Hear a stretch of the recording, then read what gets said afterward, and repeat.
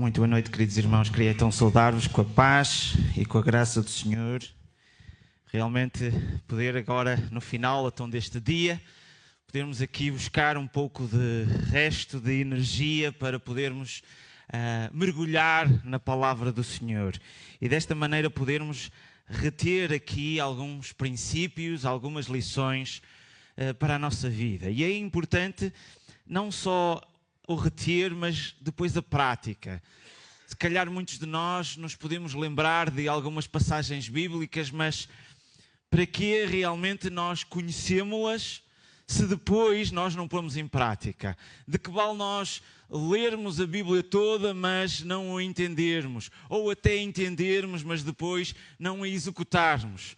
Realmente de nada serve. É como quando o Senhor Jesus diz que realmente aquele que escuta e põe em prática as minhas palavras é como aquele realmente construtor que edifica a sua casa sobre a rocha. E aquele que realmente não põe em prática é aquele que realmente edifica a sua casa na areia, em que depois vem um temporal e a casa desaba. E desta maneira o que nós queremos é criar homens e mulheres fortes, firmes na rocha, firmes na palavra, e para isso temos este desafio de pormos em prática. Então estamos a estudar e hoje vamos terminar esta série de 13 estudos que aborda o tema compromisso da igreja local.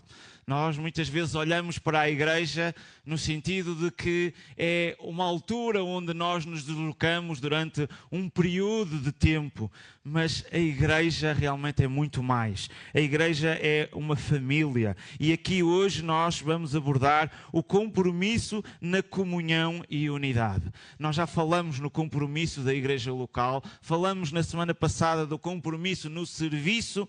Hoje vamos falar do compromisso na comunhão e unidade. E tenho, como sempre, aqui umas folhinhas com um pouco um esboço. Se alguém puder então distribuir juntamente com uma caneta para irmos acompanhando um pouco a lição em si e o estudo, para assim podermos reter melhor, além de podermos ver, além de podermos escutar, podemos também escrever e irmos acompanhar então assim desta forma.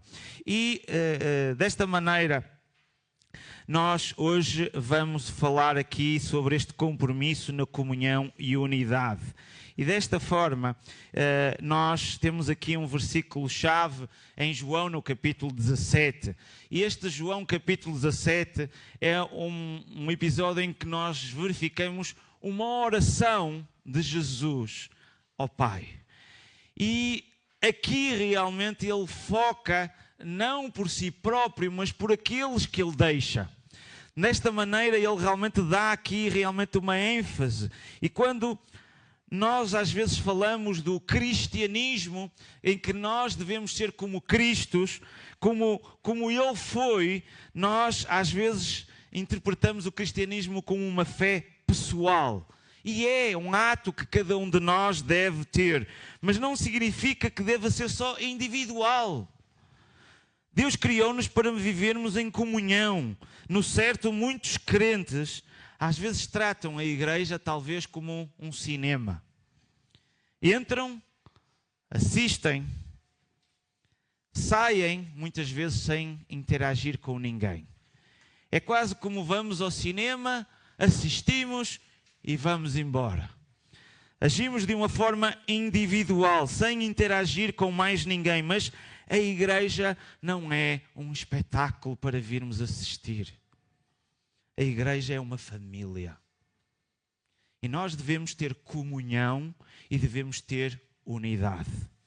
E é aqui que realmente o primeiro ponto assenta-se no versículo-chave de João 17, de 20 a 23. Porque Deus chamou-nos para a unidade. E ao lermos aqui esta passagem de João, vemos aqui o Senhor Jesus Cristo na sua oração ao Pai, dizendo: não rogo somente por estes, mas também por aqueles que por sua palavra hão de crer em mim, para que todos sejam um, como tu, ó Pai, o és em mim e eu em ti, que também eles sejam um em nós, para que o mundo creia que tu me enviastes. Reparem, O Senhor Jesus está a orar neste momento por nós, inclusive. Porque Ele diz aqui, realmente não rogo somente por estes, os seus discípulos, mas também por aqueles que pela sua palavra hão de crer em mim. Ou seja, os discípulos falaram sobre Jesus, usaram realmente a palavra para que outros crescem.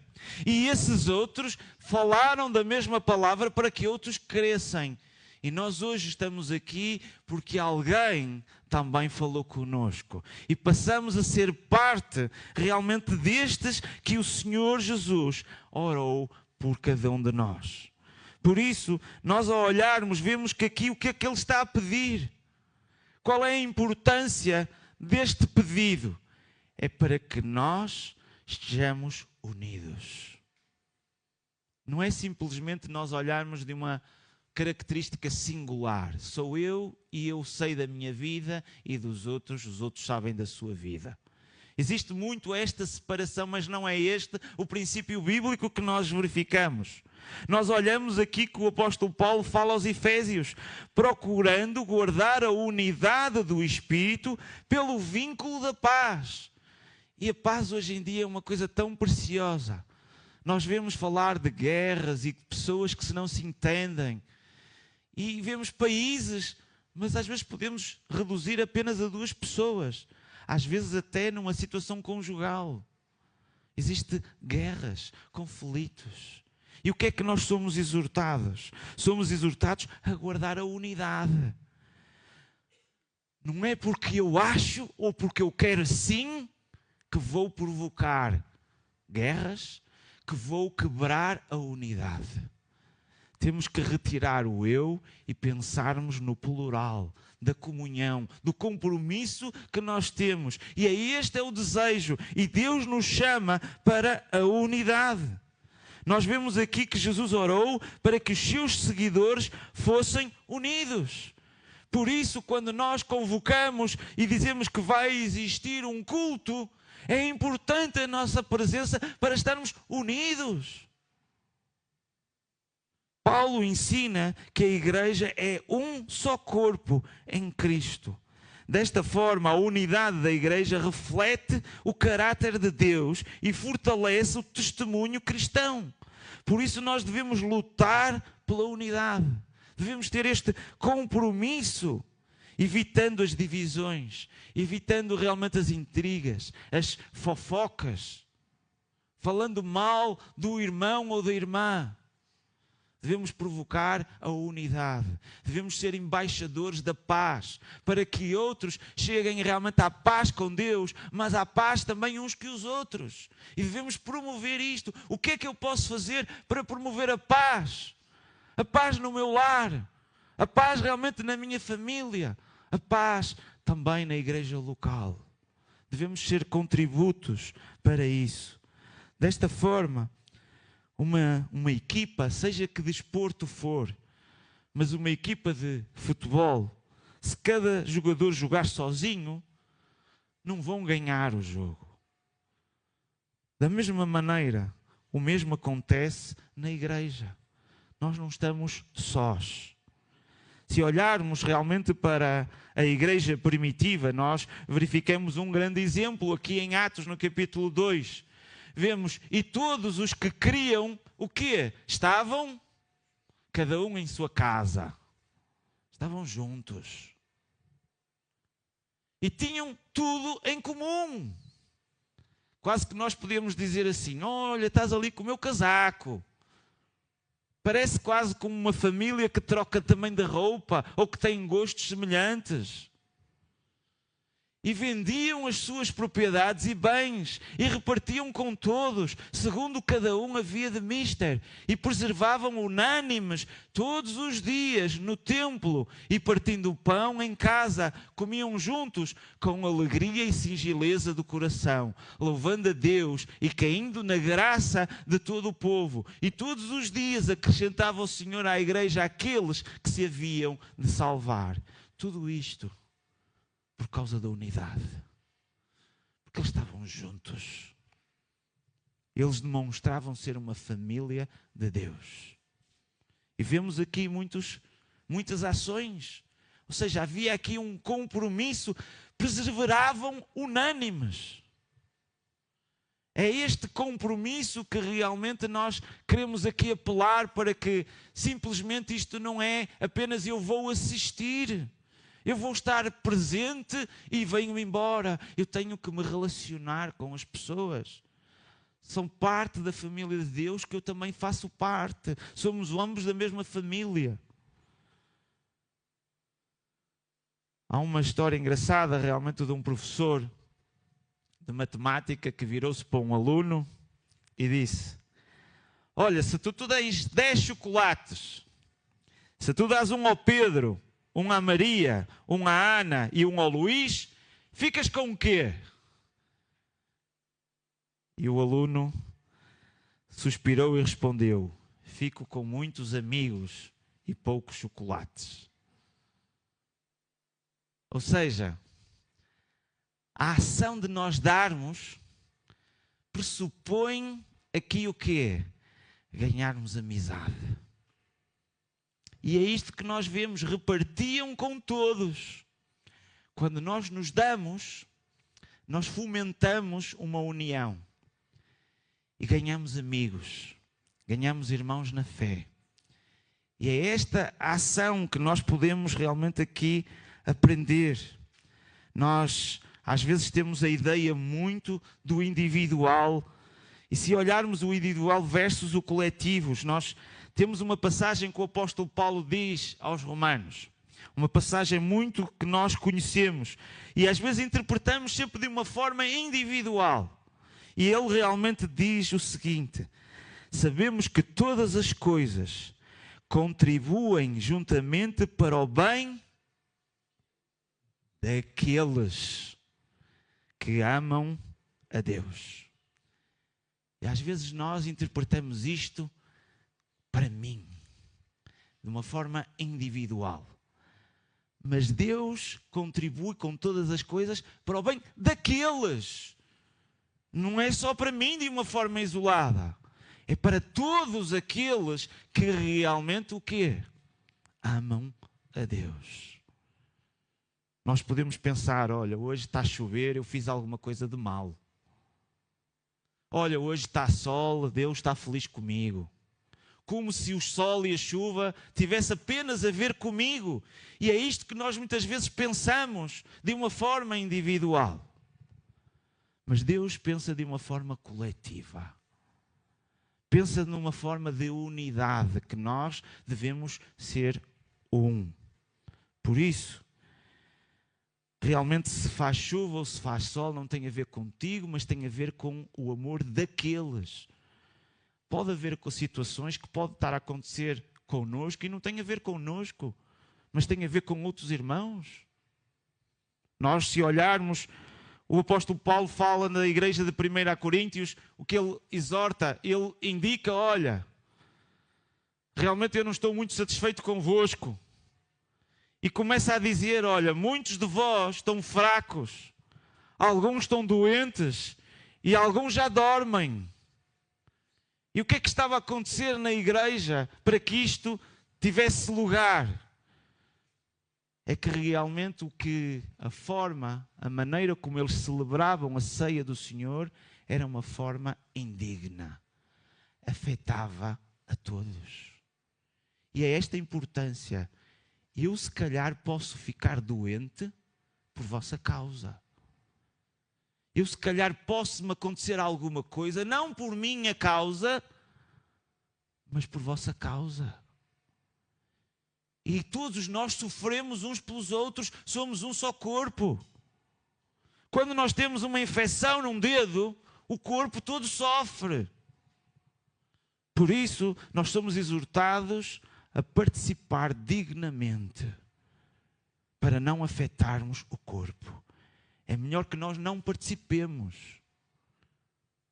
Por isso, realmente, nós verificamos aqui o compromisso que nós devemos ter com a comunhão e com a unidade.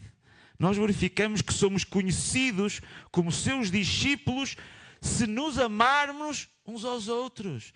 Se eu tenho uma vida isolada, Se eu não me relaciono com a família, como é que eu posso amar uns aos outros? Como é que eu posso ser considerado discípulo se eu não faço parte da comunhão? Por isso, que possamos refletir e pormos em prática de nos darmos mais, de nos amarmos mais, de fazermos parte verdadeiramente da família de Deus e promover este compromisso com a unidade. Em segundo, a comunhão é essencial para o crescimento espiritual. Nós vimos na semana passada uma situação muito semelhante, em que dizíamos que o serviço era realmente fundamental para o nosso crescimento espiritual. Agora vemos aqui também que a comunhão também nos vai ajudar no nosso crescimento. Se nós verificarmos uma passagem que já abordamos, aqui em Hebreus, no capítulo 10, nós vemos o verso 24 a 25 que diz: e consideremo-nos uns aos outros, para nos estimularmos ao amor e às boas obras. A comunhão provoca exatamente isto, que nós nos possamos estimular, ajudarmos uns aos outros. Para quê? Para que haja um crescimento, para que haja realmente em nós esta ação prática. E depois diz: não deixando a nossa congregação, como é de costume de alguns, antes admoestai-nos uns aos outros. Se nós estivermos sós, vamos ter a tendência de nos afastarmos. Há uma frase que eu utilizo muito quando vou oferecer uma Bíblia a alguém. Eu escrevo sempre uma dedicatória e digo: este livro te afasta do pecado ou o pecado te afasta deste livro? E nós, se estivermos sós, vamos ter uma tendência natural nossa, carnal, de nos levar para o pecado e nos afastarmos da palavra de Deus, nos afastarmos da sua família e deixarmos de congregar. E não darmos importância à comunhão. Por isso é essencial para o nosso crescimento nós realmente termos comunhão com a família de Deus. Em Provérbios nós vemos 27, 17, como o ferro se aguça, assim o homem afia o rosto do seu amigo. Aqui realmente nós vemos que este provérbio nos ensina a crescermos espiritualmente através de relações cristãs. Aos Hebreus nós vemos que incentiva os crentes a não se afastarem da comunhão. Nós vemos aqui que realmente, da mesma maneira como o ferro precisa de outro ferro para que ele fique aguçado, nós também precisamos uns dos outros. Desta forma, realmente, a comunhão é essencial. Portanto, nós não crescemos sozinhos. Nós precisamos um dos outros. Se te sentes fraco na fé, rodeia-te de irmãos que te edifiquem. Aproxima-te, convive com esses. Afasta de convívio com outras pessoas. E procura realmente socializar-te, conviver com aqueles que te aproximam da palavra de Deus, aproximam-te realmente da sua família. Por isso, uma brasa sozinha apaga-se rápido, mas um monte de brasas mantêm o fogo aceso. Vemos o exemplo de Paulo e de Barnabé. Se nós verificarmos aqui esta passagem, eu já abordei um pouco, eu vou tentar aprofundar um pouco mais. O apóstolo Paulo, depois que se converteu, nós estamos a verificar um homem que era o principal inimigo dos cristãos. Uma pessoa realmente que estava na frente, na luta contra realmente os discípulos de Jesus. Inclusivamente, realmente ele tinha cartas para prender e inclusivamente matar. E automaticamente ele era conhecido e tinha este rótulo. A partir do momento que ele se converte, muitas pessoas não acreditavam no apóstolo Paulo. E era normal que isso acontecesse.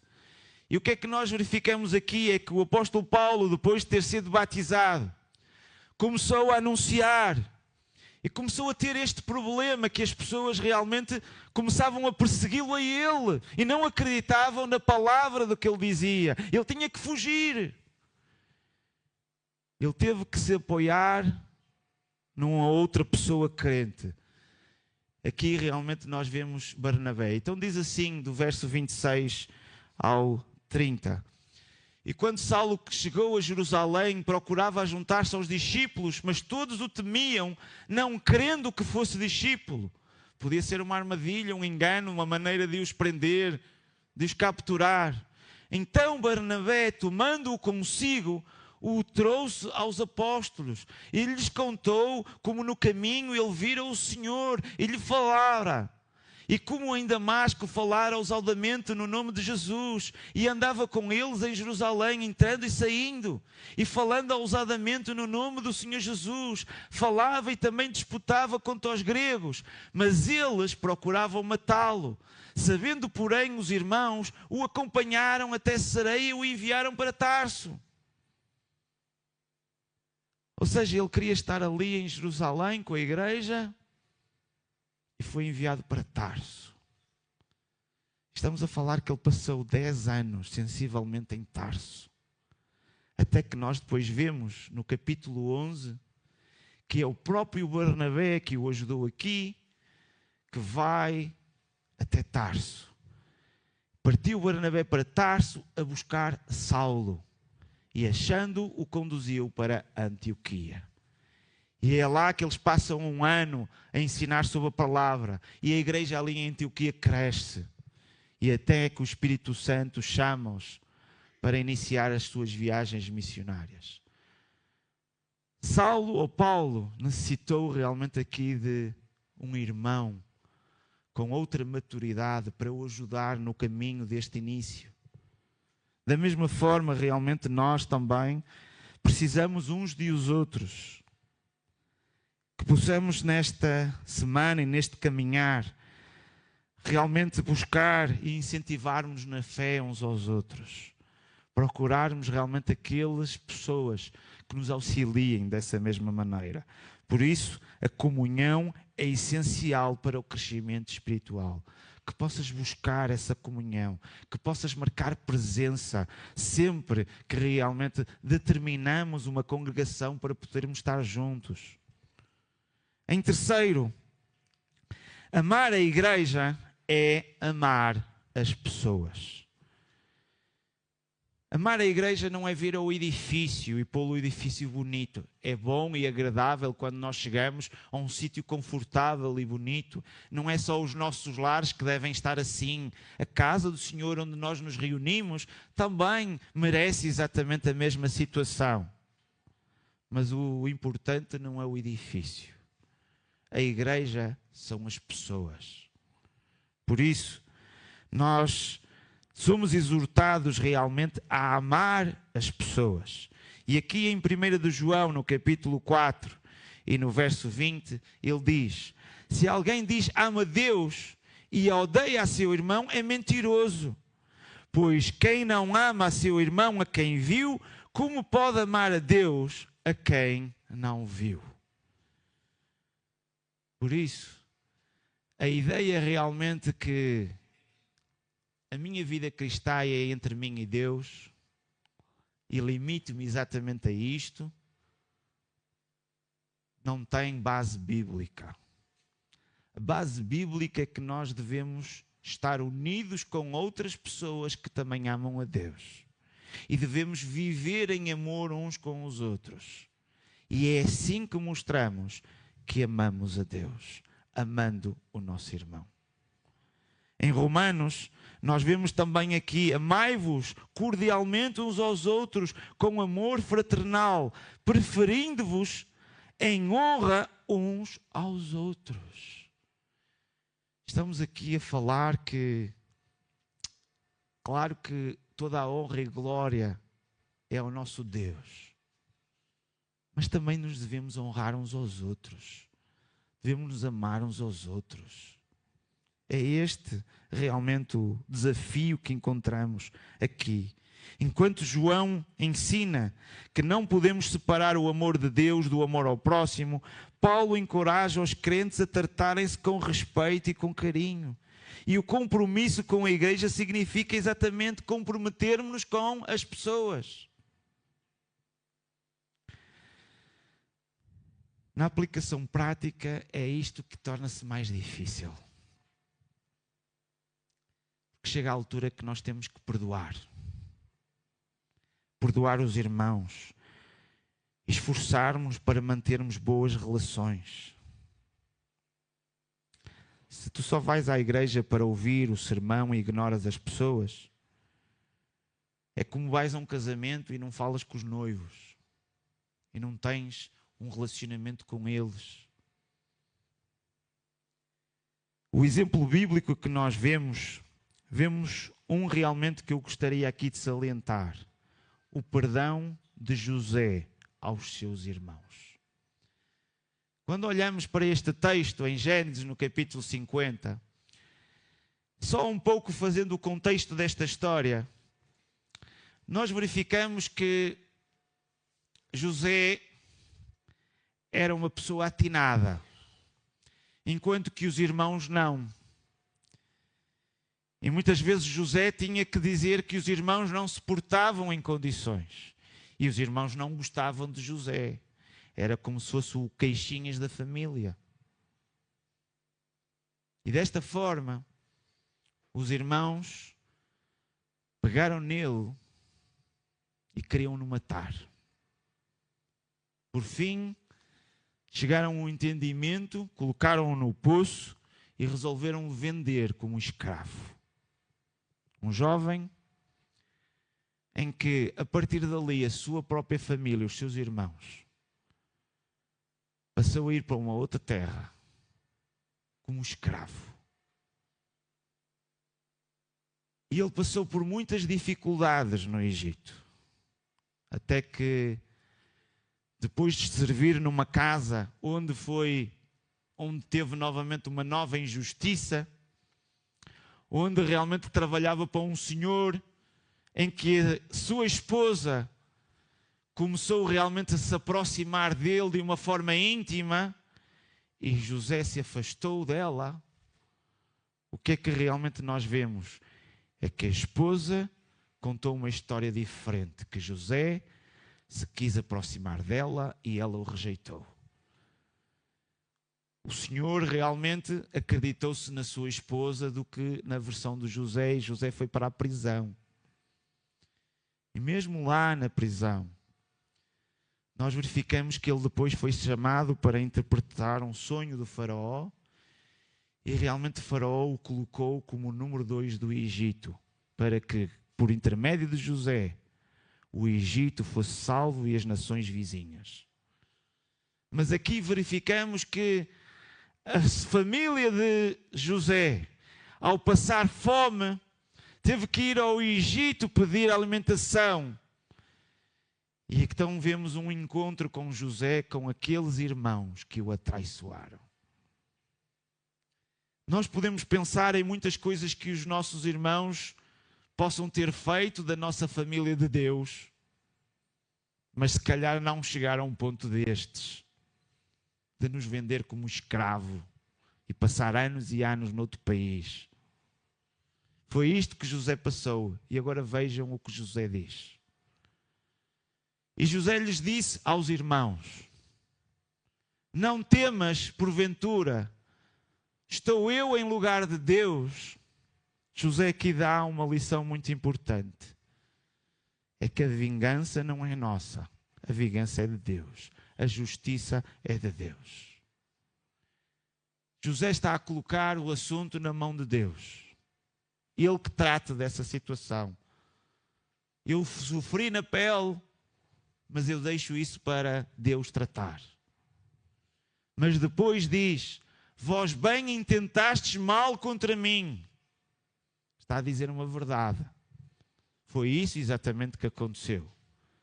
Porém Deus o intentou para o bem, para fazer como se vê neste dia, para conservar muita gente com vida.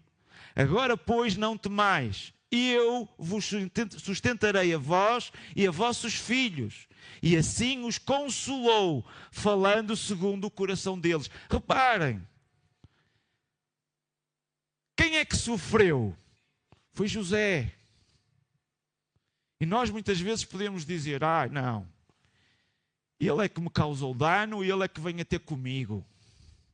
O que nós vemos aqui neste texto é que José os consolou.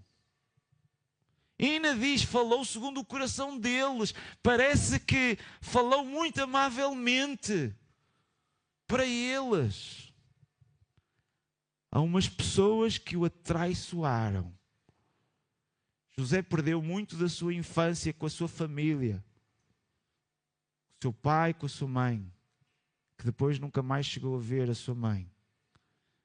Coisas importantes que José passou.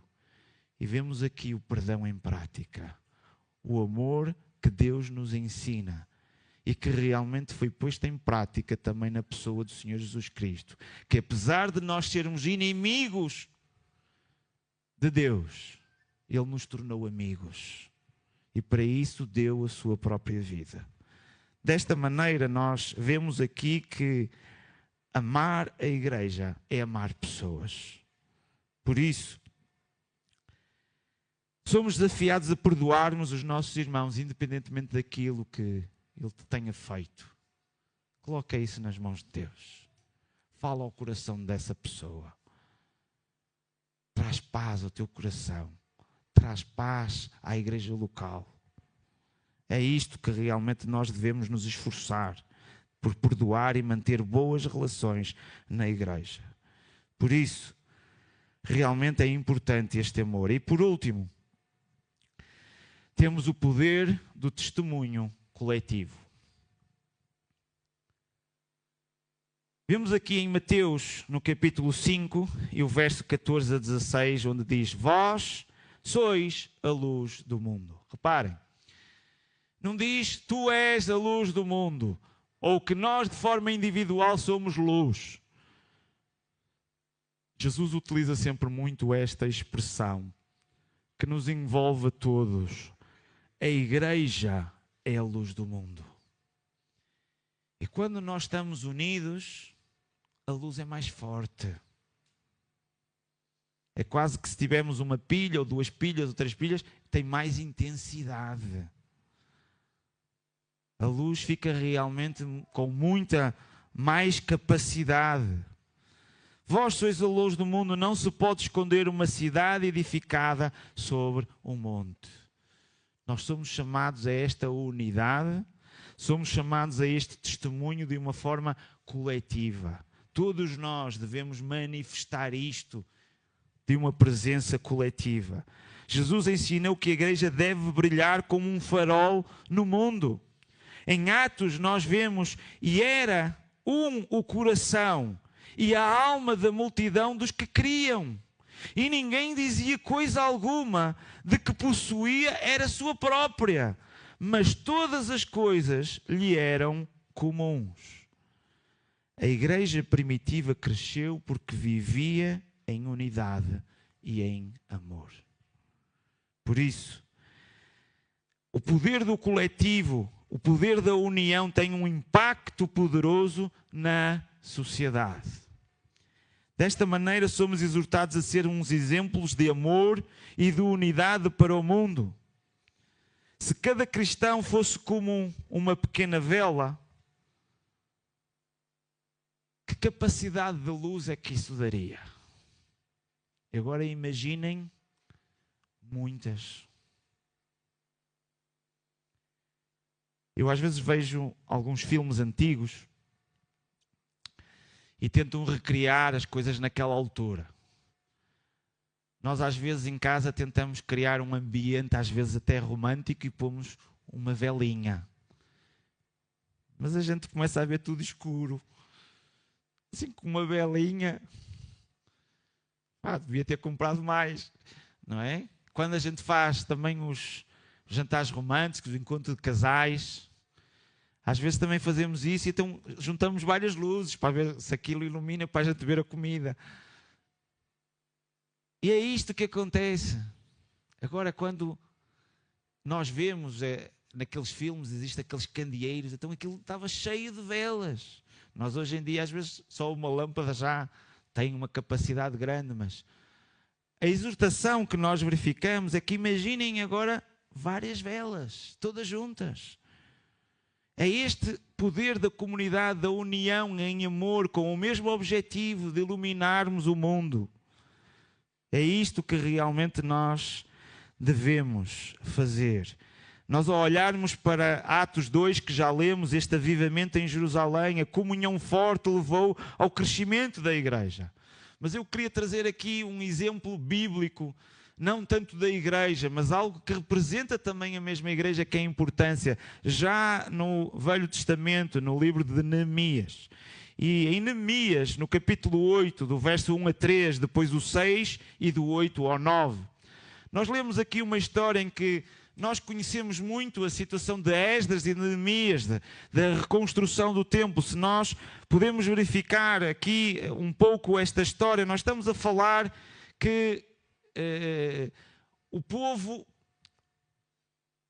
de Deus, ele foi capturado, ou seja, primeiramente a norte pela Babilónia e depois realmente já com a Pérsia foi totalmente capturado. Eles ficaram durante 70 anos no cativeiro. Portanto, houve uma nação que os invadiu e a partir dali eles perderam o seu efeito de nação. Até 1948, onde Israel voltou novamente a ser nação num só dia, conforme vemos as profecias bíblicas. E é curioso que eles ali estavam debaixo de um outro império e a cidade ali de Jerusalém foi destruída, inclusive o templo. E o que é que nós realmente verificamos? É que 70 anos depois, Deus levantou a Neemias e a Esdras para voltarem a Jerusalém, para reconstruir os muros, reconstruírem o templo. Mas aqui fala de um aspecto que eu acho muito mais importante. Fala-nos aqui da reconstrução espiritual do povo. Claro que é importante os edifícios, é edificante as coisas, mas mais importante era a parte espiritual. E nós, ao lermos aqui este contexto, realmente verificamos que depois da destruição dos muros, realmente as pessoas tinham-se esquecido durante estes 70 anos da lei de Deus, da palavra de Deus. Então vemos aqui em Neemias, então todo o povo se reuniu com um só homem na praça, diante da porta das águas. Pediram ao escribas Esdras que trouxesse o livro da lei de Moisés, que o Senhor tinha dado a Israel. Assim, no primeiro dia do 7º mês, o sacerdote Esdras trouxe a lei diante da Assembleia, que era constituída de homens e mulheres, e de todos os que podiam entender. E ele leu em alta voz, desde o raial da manhã até ao meio-dia, na presença dos homens, das mulheres e de outros que podiam entender. Todo o povo ouvia com atenção a leitura do livro da lei. Verso 6. Esdras louvou o Senhor, o grande Deus, e todo o povo ergueu as suas mãos e respondeu: Amém, Amém. Então eles adoraram o Senhor, prostraram-se com o seu rosto em terra, leram o livro da lei de Deus, interpretaram-no, explicando-o, a fim de que todo o povo entendesse o que estava sendo lido. Então Neemias, o governador, Esdras, o sacerdote e escriba, e os levitas que estavam instruídos do povo, disseram a todos: Este dia é consagrado ao Senhor, nosso Deus. Nada de tristeza nem de choro, pois todo o povo estava a chorar enquanto ouvia as palavras da lei. Vemos aqui um exemplo de comunidade, de unidade do povo. Todo o povo se reuniu. Para o quê? Ouvir a palavra do Senhor. E é isto que deve existir realmente em nós, este compromisso de estarmos todos para virmos ouvir a palavra do Senhor. O mesmo aconteceu aqui. Verificamos aqui que eles deram valor à palavra. Quando nós não vimos, é porque nós não damos valor. Não damos valor vir à casa de Deus, adorar a Deus, estar em intimidade com Ele, ouvir a sua palavra. Eles ouviram atentamente, reparem, desde o nascer até o meio-dia. Vemos aqui que eles buscaram a compreensão. Houve pessoas que interpretaram, pessoas que explicaram aquilo que dizia. E as pessoas entenderam. Mas o ponto focal aqui da reconstrução espiritual do povo, da vida espiritual, foi o arrependimento e a transformação. Que vemos no impacto da palavra que gerou um arrependimento coletivo, levando o povo a chorar e a adorar. Isto é pôr o entendimento em prática.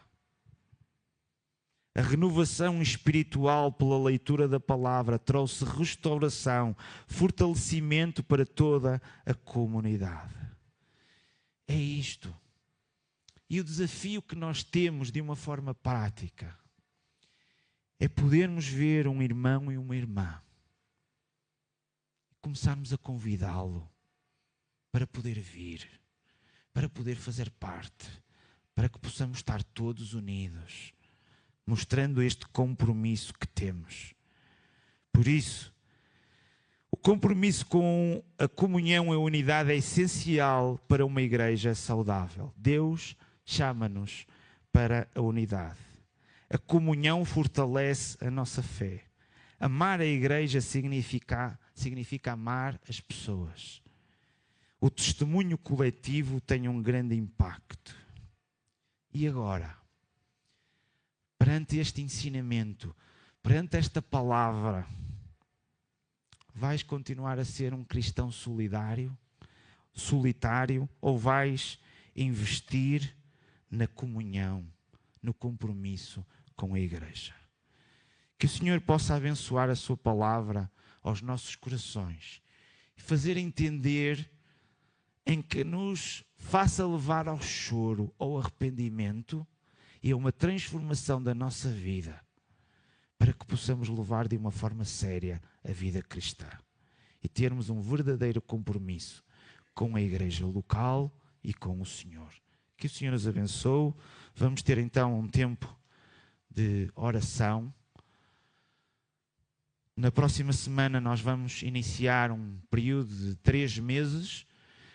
O nosso irmão Moisés Silva irá administrar realmente, com base no livro de Atos, vai nos dar os restantes estudos, que vai começar agora desde o dia 2 de abril, que vai depois até ao mês de junho.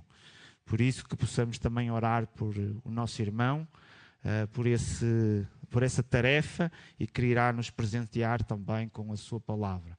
Desta forma, realmente também desafio àqueles que estão a assistir, que possas agora também ter um período de oração, que possas também olhar para o teu compromisso com a igreja e teres um empenho superior, porque esse é o desejo de Deus. E desta maneira que todos nós estamos aqui a orar por ti, para que tu também realmente possas, porque tu fazes falta realmente também ao corpo e à família de Deus.